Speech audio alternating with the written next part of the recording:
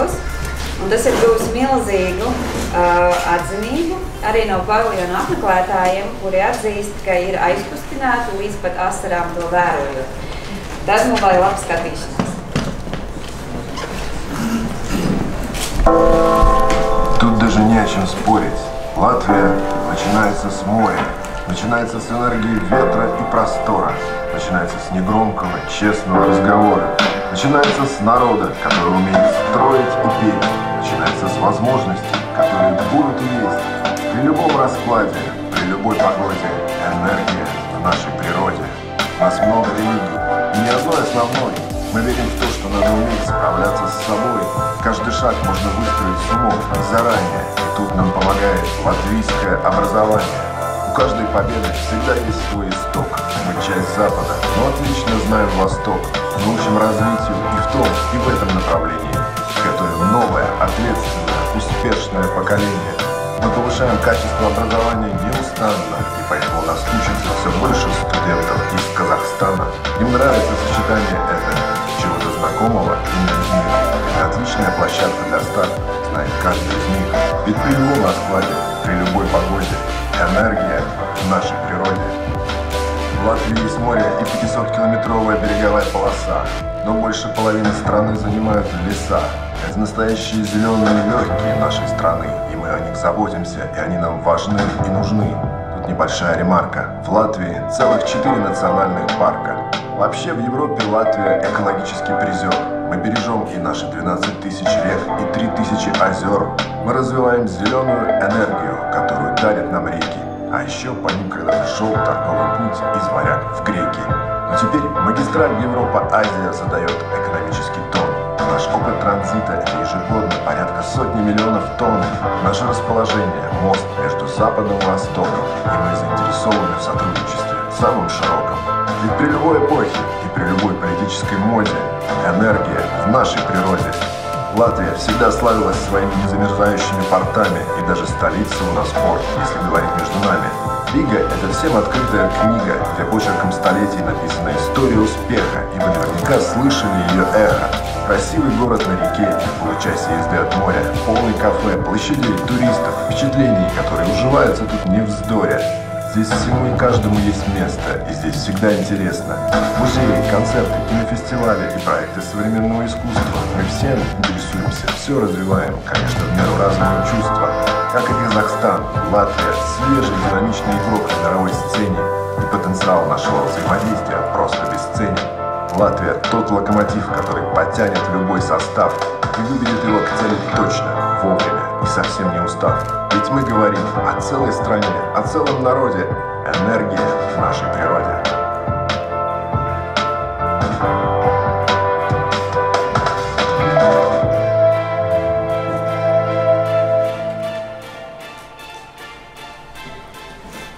Milzīgs paldies visiem video procesa gaitā iesaistītiem cilvēkiem. Dod vārdu Latvijas Rūpniecības kameras valdes priekšsēdētājam un Expo komisāram Jānim. Jā, sveiki, labdien visiem! Vispirms man jāsaka, es esmu ieradies mūsu Expo komandas formā. Formas jāsaka, ka daudziem nebija, lielākai daļai faktiski nebija, bet visa mūsu Latvijas paviljona komanda ir šādās Bruno Birmaņa kunga sarūpētajās drēbēs. Es gribētu pateikt tiešām milzīgi paldies visiem, kuri šeit Latvijas galā iepriekš ir veikuši milzīgu darbu, lai mēs tur būtu, lai paviljons varētu darboties.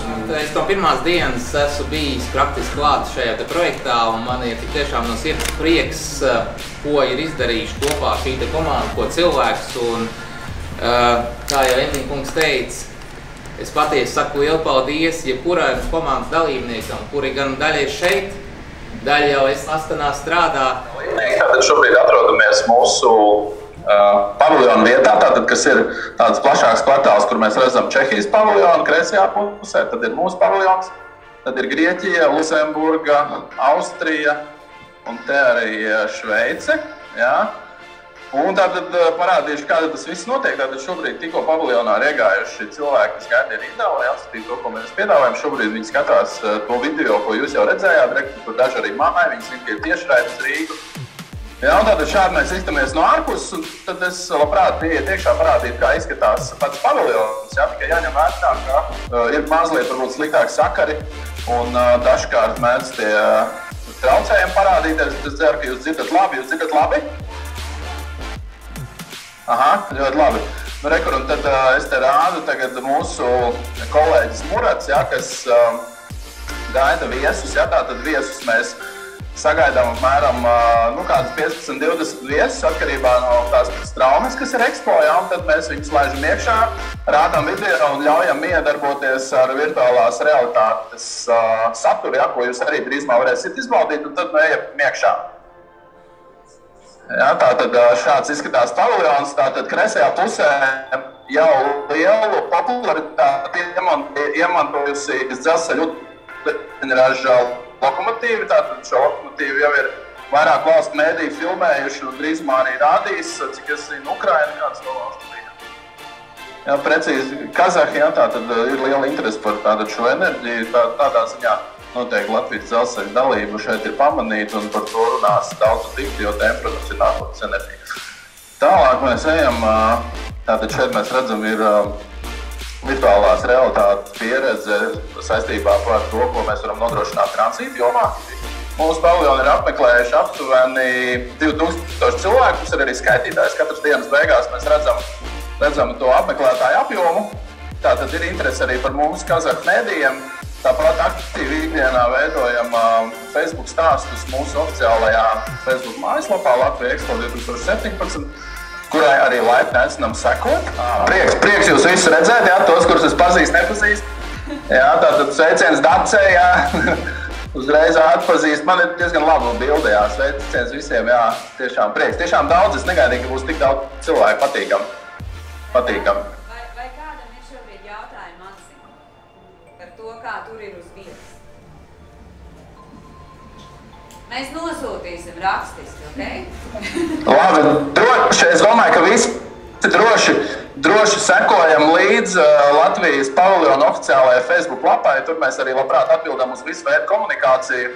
Mēs esam vairāk cilvēki, kas to dara, tā kā mēs to noteikti spēsim operatīvi nodrošināt un priecāsimies, ja būs iesaisti.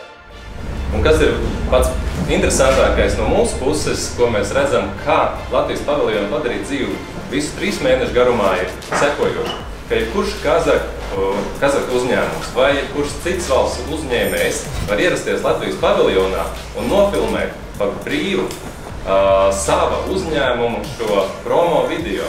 Tātad Squalio grupa nodrošinās mūsu paviljonā visu 3 mēnešu garumā profesionālu filmēšanas grupu, kas pēc iepriekšēja pieraksta ļaus tātad jebkuram interesantam nofilmēties šādā video, un mēs šo video ievietosim mūsu mājaslapā. Patiesībā veidosies tāds digitāls video vizītkaršu bloks gan mūsu Latvijas uzņēmējiem, gan tiem uzņēmējiem, kas vienkārši gribēs atstāt par sevi interesantu video piedāvājumu. Un 3 mēnešu garumā es domāju, ka mums izveidosies lieliska datubāze, ko varēs izmantot gan Latvijas uzņēmēji, gan Kazahstānas uzņēmēji, lai veidot kopīgu sadarbību. Aicinu sekot līdzi šai lapai www.expo Latvija LV, jo arī sadaļā tiešraidi un live jau šobrīd ir redzami video notikumi, kas jau ir notikuši šajās dienās Astanā. Tā kā šeit būs materiāls katru dienu atjaunots un papildināts.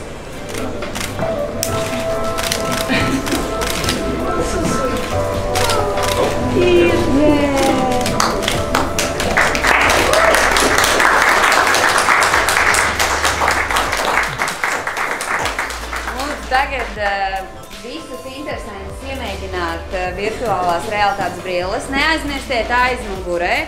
Ir kaste kust, iespēja iesaistīties ikvienam Expo un parādīt sevi kā Expo dalībnieku. Protams, uzdodiet jautājumus Jānim, Edvīns vēl ir. Jā, Edvīna. Izmēģiniet brilles un aicinu arī pacelt šampaniešu glāzi par to, lai Latvijai veiksmīga izstāde Expo 2017. Paldies jums!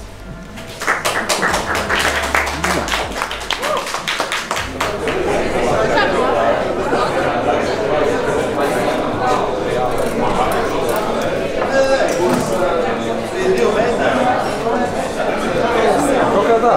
Jūs, kas pēc tam ir jāatgriežās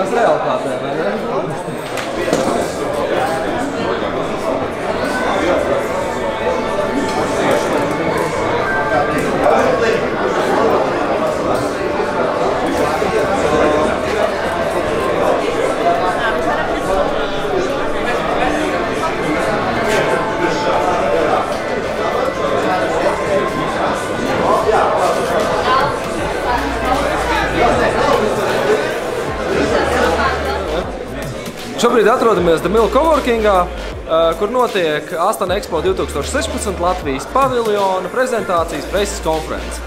Mans uzņēmums KNDLV nodarbojās šajā kontekstā ar 360 grādu video satura izstrādi konferences vajadzībām. Uztaisījām vairākus 360 grādu video, kurus iespējams vērot šādās speciālās virtuālās realitātes brillēs.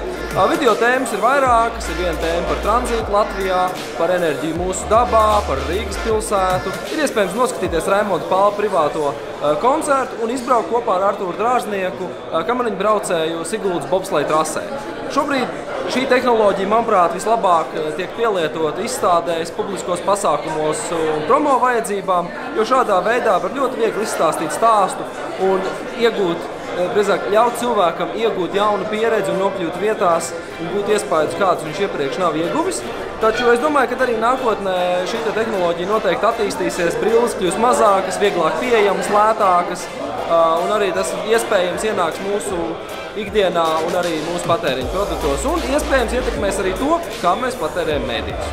Nākotnē, izmantojot šīs tehnoloģijas apmācībā, studentiem, īpaši eksakto zinātņu studentiem, tā skaitā arī medicīnas studentiem, noteikti ar šādām tehnoloģijām būs vieglāk veikt savas apmācības, efektīvāk, racionālāk, un galvenais ir kas, ka šīs tehnoloģijas ļauj tev nokļūt uzreiz tajā vietā pie operācija galda, pieņemsim, redzēt cauri, atsevišķās situācijās, izmantojot papildināto realitāti, redzēt daudz vairāk nekā tu redzi, tev nav jābūt blakus grāmatai, bet tev rādās neliela hologrāma acu priekšā ar to, ko tu tur dari. Tā kā es domāju, šim ir ļoti liels potenciāls, un tas ir tikai visu mūsu spēkos to attīstīt un gūt no tā kopīgi labumu. Jā, mēs esam.